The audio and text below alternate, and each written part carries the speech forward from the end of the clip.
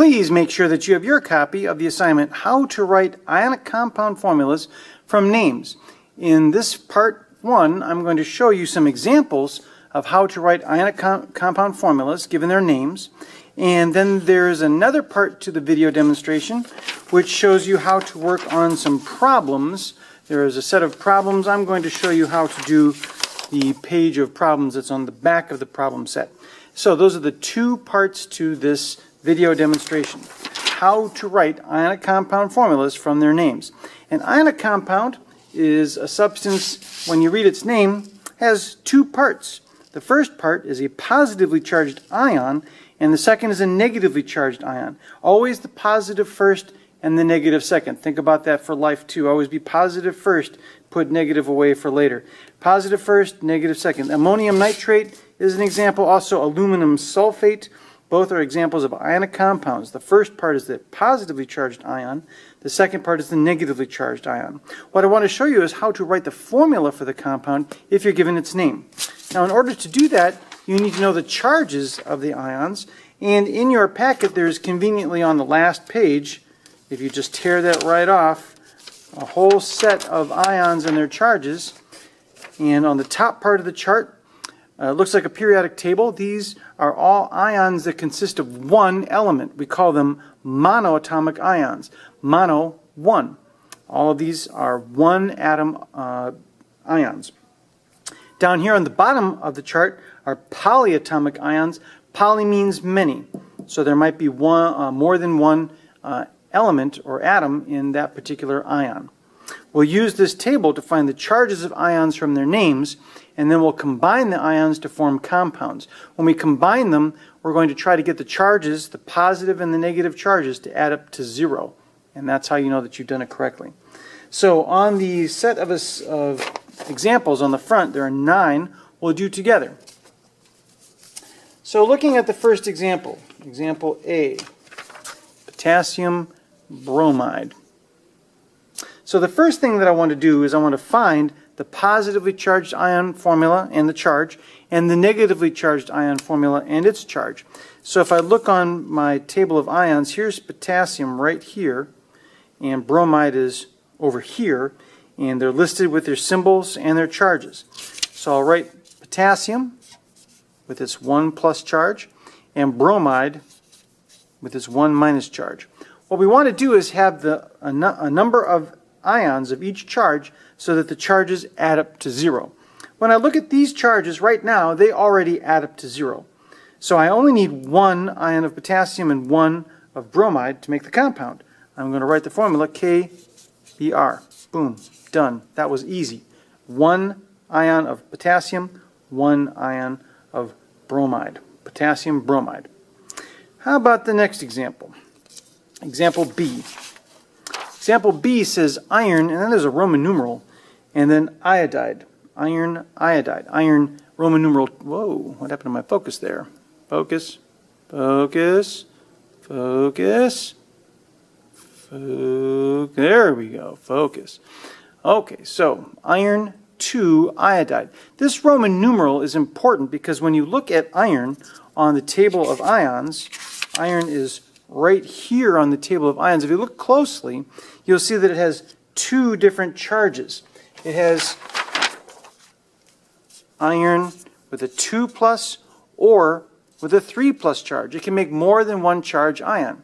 The Roman numeral tells you which one to choose. The Roman numeral in this problem is Roman numeral 2, so we're going to pick 2. That's the charge that we'll use. So iron 2 iodide. I'll write iron with a 2 plus charge specified by the Roman numeral. Iodide, I've got to find that negative charged ion. Iodide is right here on the table of ions. So iron 2 iodide. Iodide has a 1 minus charge. Now these charges do not add up to 0. Now there is an easy way to figure out what to do next. I call it the crisscross trick. I'm going to take these charge numbers and I'm going to crisscross them. That means I'm going to take this 2 and I'm going to make it a subscript down here on the iodide. I'm going to take this 1 and make it a subscript down here on the iron. So I'm going to write iron and I want to bring 1, but you know, we don't write subscripts of 1. If I want to show there's 1 iron, I just write it. But I do want to have 2 iodides. So this 2, I'm going to bring down and make that the subscript, iron 2 iodide. That's the formula for this compound. You can check to see that the charges add up, because this 1 iron has 2 plus charge, and each of these iodides has a 1 minus charge. There are 2 of them, so these add up to 2 negative charges, and that balances these 2 positive charges. Now it all adds up to 0. Iron 2 iodide. Let's look at another example. And you know, if I go too fast, this is a video, so you can pause it and you can rewind and go back. Iron 3 sulfide. There's that Roman numeral. So that means that when I look at iron on the table of ions, I'm going to pick the charge specified by the Roman numeral. So 3 plus. And sulfide, when I find its charge, sulfide is right here on the table, where sulfur is. Notice that those negative ions end with IDE. There's a pattern there. I'll take sulfide with its 2 minus charge, and these charges don't add up to 0. So I'm going to use my little crisscross trick. I'll take this 3 and I'll crisscross it. I'll take the 2 and I'll crisscross it. Whatever happened to those guys? Fe with a 2, iron with 2 as a subscript, and sulfide with a subscript of 3. Now you know that this works because there are 2 of these iron ions. Each has a 3 plus charge. And there are 3 of these sulfide ions, each with a 2 minus charge. And so that adds up to 6 negatives and 6 positives, which adds up to 0, so you know you did it right. Iron 3 sulfide. Let's continue. Here's another example. Example D, sodium hydroxide. We're going to have something a little different in this example. Sodium is Na with a 1 plus charge. Sodium lives over here on the table of ions. Now if you're looking for hydroxide, looking, it's down here in the polyatomic area. It's right here, hydroxide. Hydroxide has a 1 minus charge, and its formula has more than one element. Hydroxide is oxygen and hydrogen covalently bonded together, resulting in a 1 minus charge. These charges add up to 0. So I only need 1 sodium and 1 hydroxide. This is all one piece. It has 2 atoms, but it's one piece of material.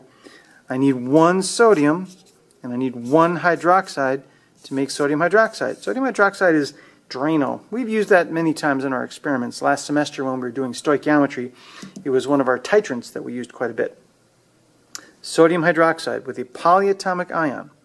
Sometimes, though, with polyatomic ions, you need more than one.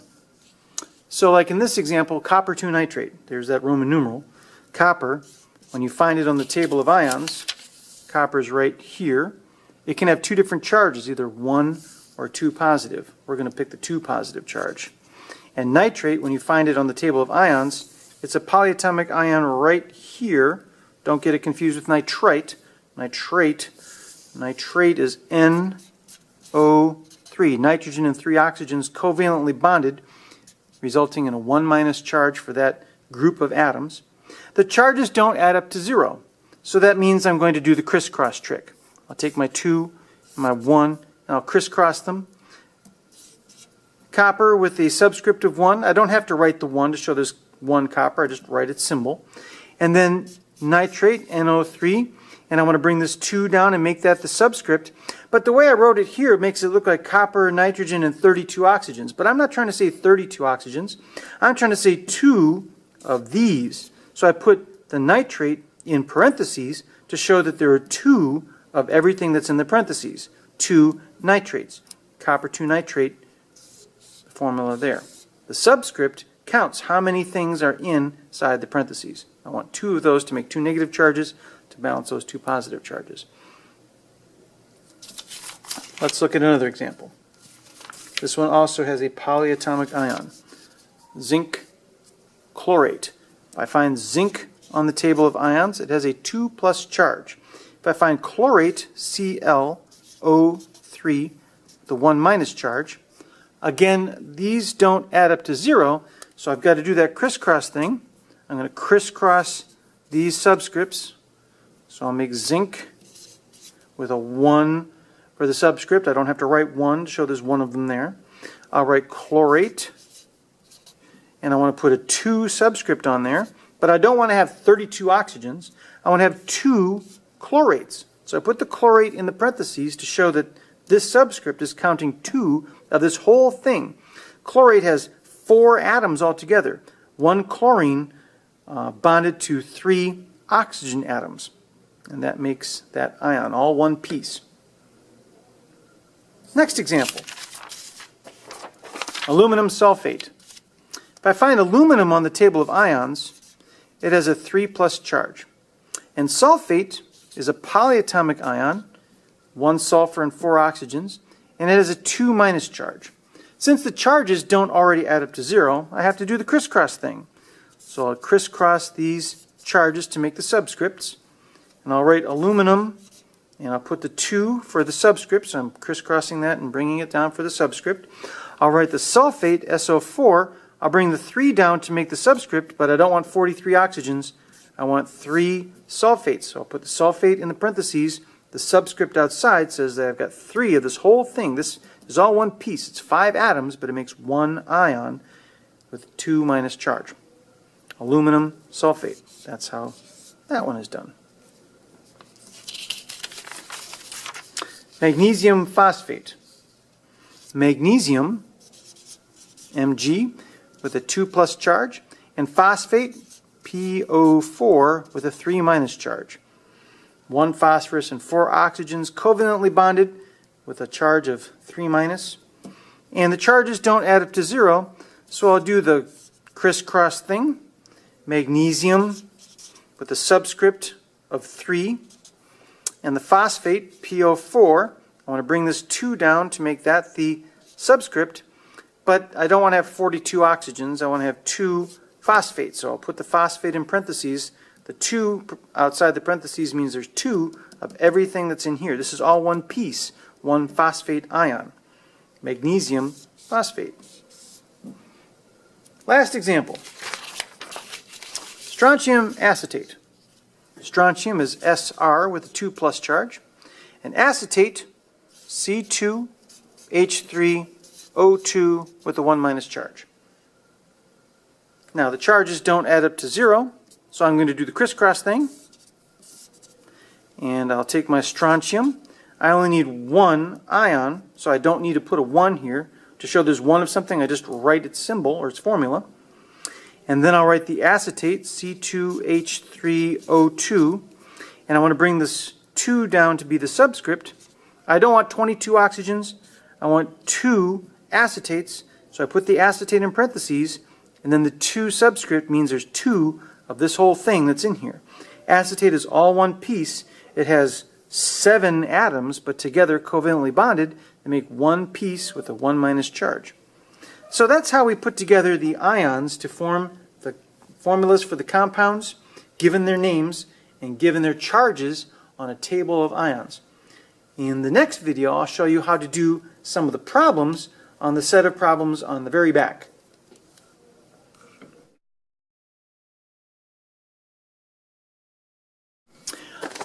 Okay, we were just looking at how to do the examples for the assignment, how to write ionic compound formulas from names. You should make sure that you have your copy of the table of ions, and there are 2 sets of problems. I'm going to go through the problems that are on the back of the problem set. There are 16 problems. I'm going to do this side with you, and then you can do this one here yourself. So, let's look at the first ones. Number 1, potassium acetate. When I do the problem first, I need to find the charge of the ions. So I'll look on the table of ions for potassium and acetate. And I look to see if the charges add up to 0. These charges already add up to 0, so I only need 1 of each of these ions to make the compound.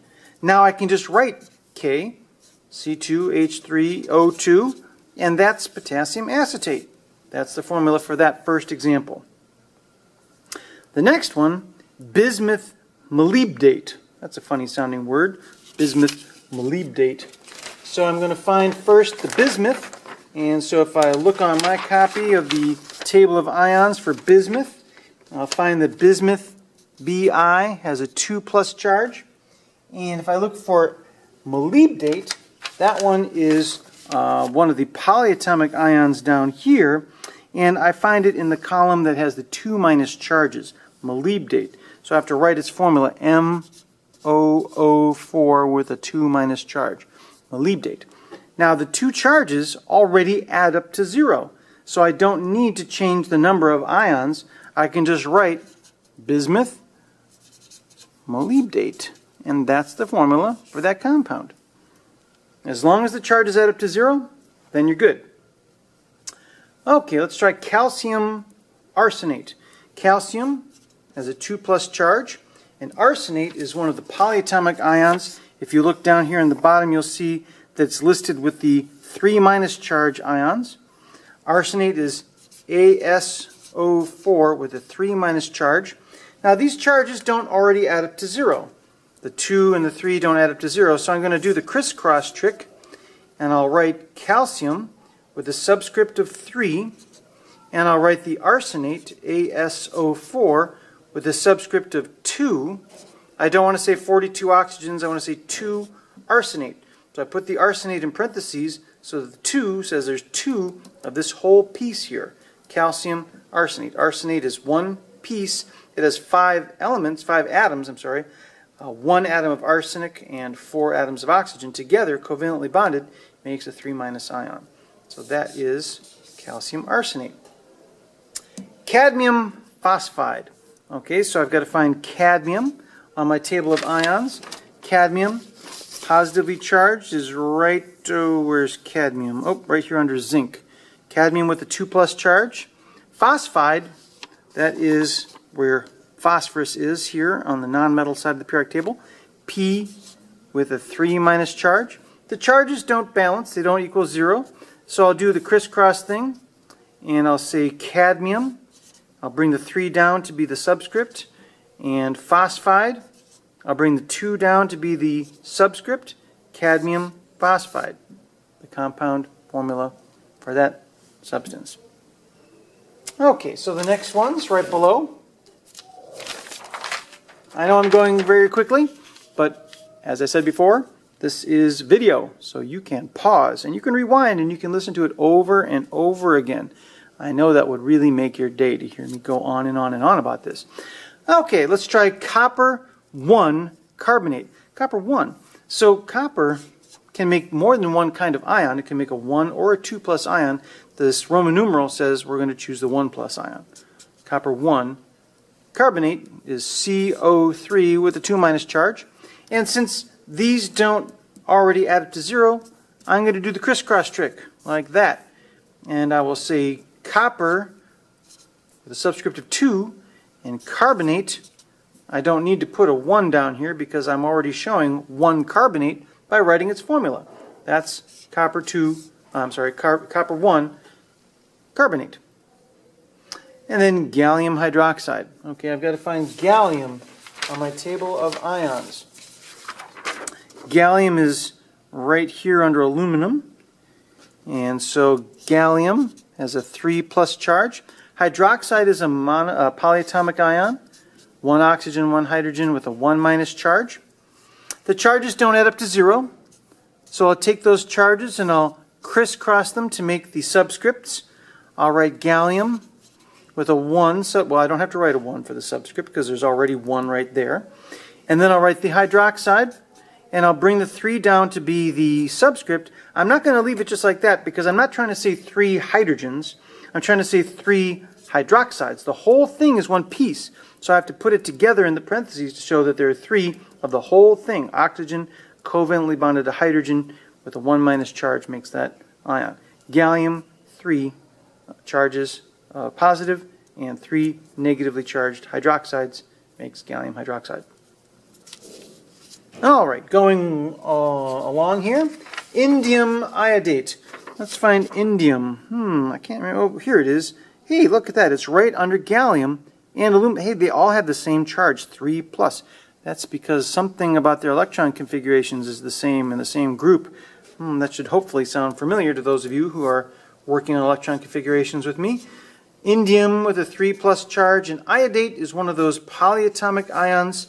It's 1 iodine and 3 oxygens together with a 1- charge. The charges do not add up to 0, so I'll have to do the crisscross thing, and I'll write indium with a subscript of 1, but I don't need a subscript of 1 to show there's one of them. I just wrote the formula there. And then I'll write the iodate, IO3. I'll bring the 3 down to be the subscript, and since I'm trying to say 3 iodates, not 33 oxygens, I'll put that iodate in the parentheses, indium iodate. And the last one, as if we haven't already done enough. Let's do one more. Lead, Pb, Roman numeral 2 means we're going to choose the 2+ ion. There's another one, 4+. And ferrocyanide. My goodness, what is that? Can I remember what that one is? Oh, here it is. Ferrocyanide is in the 4- column. So ferrocyanide, Fe. Ooh, this is a complicated looking one. Fe. Oh, it's got parentheses of its own already. Cn6 with a 4- charge. Oh my goodness. What am I doing here? Okay, so I'm looking at the charges here, and I see that they don't add up to 0. So I'm going to have to do this crisscross thing. Let me sit down for this. Okay, so I'm going to write Pb. I got the 4 right there. And then I'm going to write Fe, parentheses, Cn, parentheses 6. And I want to put a 2 on that. Well, I guess I'm going to have to put this whole thing in another set of parentheses. I could do that, or, you know, sometimes what we'll do instead is we'll use brackets because they're not parentheses, but they do the same thing. They put it into a big group.